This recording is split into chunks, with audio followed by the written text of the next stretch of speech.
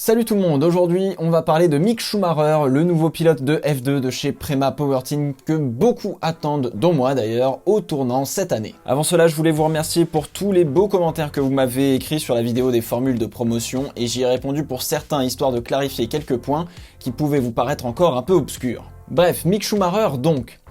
Je vais partir de l'a priori que j'avais de lui avant sa victoire en F3 à Spa-Francorchamps en 2018. Premièrement, le gamin a été ultra médiatisé, ce qui est normal vu que c'est le fils du plus grand pilote de F1 de tous les temps. Et j'ai trouvé que le gamin, on l'encensait beaucoup trop. Le gars courait en karting sous le nom de jeune fille de sa mère et non pas avec le nom Schumacher. C'est vous dire à quel point ce nom est puissant et qu'il peut tout aussi bien vous ouvrir des portes comme vous porter grandement préjudice si jamais vous n'êtes pas à la hauteur. Donc faut vraiment y aller avec des pincettes. Et les médias ont toujours tendance à déformer un petit peu trop, pour le pire comme pour le meilleur, certains pilotes. Et les médias couplés à l'enthousiasme de voir le nom Schumacher revenir, couplé à la tragique histoire du père, sans compter que c'est encore un ado et que il est quand même tout mignon, forcément on en a un peu fait des caisses je trouve, alors que d'autres pilotes peut-être plus talentueux en ont eu pour beaucoup moins. Du coup pour moi, avant Spa 2018, on va dire en F3 pour Mick Schumacher c'était un petit peu un Bruno Senna, voire pire. Un mec sans grand talent avec simplement un nom. Et le fait de faire cette vidéo et de m'intéresser à sa carrière m'a un peu plus ouvert les yeux. Et finalement, le bonhomme est pas si mauvais que je le pensais, mais pas forcément aussi bon qu'on voudrait nous le faire croire. Il a gagné une seule fois un championnat de karting, mais il n'a jamais fait moins bien que 3ème dans tous ses championnats. 9 championnats de karting dans les pattes, certains ont fait moins et mieux, et d'autres ont fait plus et moins bien. Je vais pas m'attarder sur le karting, je connais pas aussi bien que le reste, mais j'avoue que ça mérite de s'y intéresser quand même. Disons que le karting c'est la base, pour ensuite rouler en monoplace, c'est un peu l'équivalent de la conduite accompagnée avant qu'on vous lâche dans le grand bain. Comme dans la majorité des cas aujourd'hui, le parcours c'est F4, F3, F2, F1. Petite anecdote, il y a à l'heure actuelle plus de 225 pilotes, il me semble, en Formule 4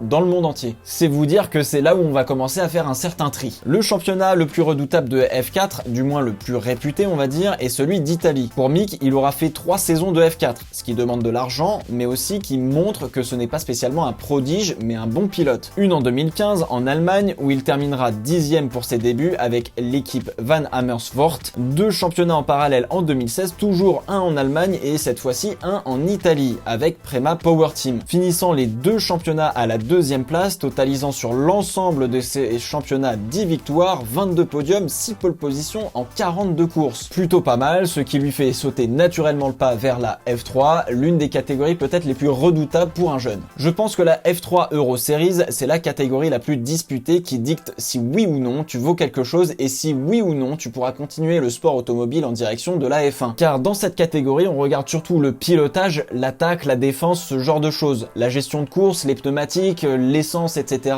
Ce sont des paramètres qu'on voit plus tard dans d'autres catégories supérieures comme la F2 ou le GP3 par exemple. Ocon a gagné la F3 Euro Series du premier coup comme Lando Norris d'ailleurs, mais généralement c'est au bout de la 2ème saison que les talents se révèlent. Hamilton a mis 2 ans à la gagner comme Lance Stroll, Nico Hülkenberg ou encore Jules Bianchi. En vrai il faut voir quel pilote prenait part au championnat pour vraiment avoir un avis concret du niveau du peloton, mais je vous avoue que ça nous prendrait des plombs à analyser. Bref, dans le cas de Mick Schumacher, la première saison fut vraiment compliquée, voire décevante, et forcément il était attendu par son équipe sur cette 2ème saison de F3 en 2018. Je le rappelle, Prema Power Team, son équipe, est l'une des meilleures équipes de formule de promotion en F2, en F3 et en F4. Donc oui, il est censé gagner dès sa première saison. Et pour tout vous dire, je pense qu'on n'est pas passé loin de la catastrophe. Le début de sa 2ème saison à F3 fut correct, mais loin de ce que l'on attendait de lui. Et puis vint le déclic de Spa-Francorchamps. Il signe sa première pole, mais abandonne et remporte quand même la course du lendemain. Et à partir de là, le compteur était débloqué. Ce qui donnera par la suite une performance très rare de remporter les 3 courses du même week-end en Allemagne sur le Nürburgring. Alors je ne sais pas ce qui s'est passé, s'il a trouvé quelque chose dans son pilotage, mais visiblement il a bien trouvé de la performance sur cette fin de saison pour remporter le titre. Cela peut venir de plein de choses, d'un paramètre qui change dans la sphère privée, de la manière de travailler avec son ingénieur ou même de la maturité vis-à-vis de son pilotage, de sa réflexion sur son propre pilotage.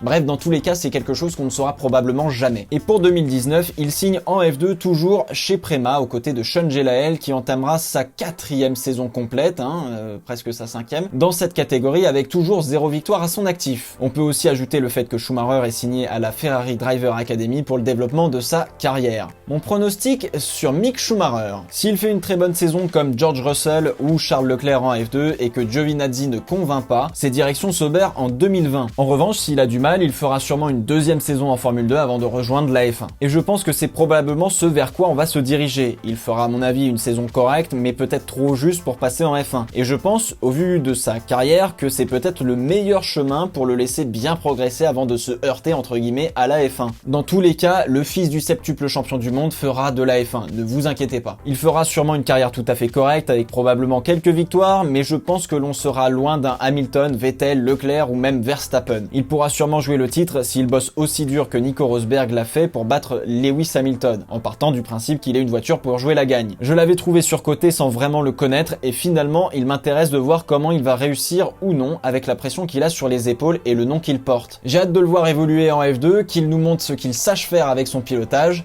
Et vous, Mick Schumacher, vous en pensez quoi ?